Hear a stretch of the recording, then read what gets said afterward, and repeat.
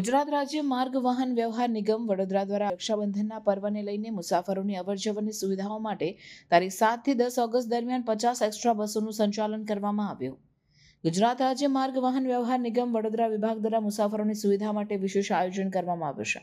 ભાઈ બહેનના પવિત્ર પર્વ રક્ષાબંધન નિમિત્તે લોકો સરળતાથી પોતાના સ્થાનો પર પહોંચી શકે તે માટે તારીખ 7મી ઓગસ્ટથી 11મી ઓગસ્ટ સુધી કુલ 50 વધારાની બસો દોડાવવાનો નિર્ણય લેવામાં આવ્યો છે। આ વધારાની બસ સેવા ખાસ કરીને એવા રૂટ પર ચલાવવામાં આવશે જ્યાં મુસાફરોની અવરજવર વધુ રહેશે, જેમાં અમદાવાદ, પાવાગઢ, રાજકોટ, સંતરામપુર, દાહોદ અને ગોધરા જેવા શહેરોનો સમાવેશ થાય છે। આ બસો દ્વારા મુસાફરોને તેમના વતનમાં જવા માટે કોઈ તકલીફ ન પડે તેની ખાતરી કરવામાં આવે છે।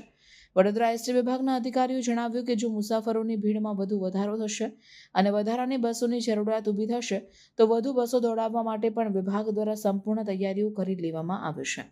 આ વ્યવસ્થાનો મુખ્ય ઉદ્દેશ્ય રક્ષાબંધન દરમિયાન મુસાફરોને સુખદ અને સલામત પ્રવાસનો અનુભવ પૂરો પાડવાનો છે।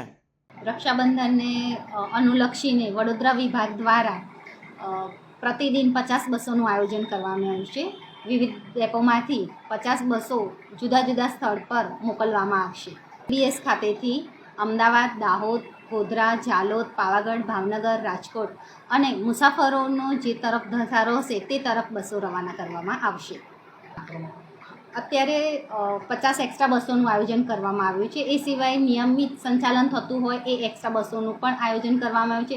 એ સિવાય પણ જો વધારે મુસાફરો આપણને સીબીએસ બસ સ્ટેશન પર જોવા મળશે તો વધારાની બસોનું પણ આયોજન હાથ ધરેલ છે। જાગૃતિબેન રબારી, ટીટીએસ વડોદરા વિભાગ।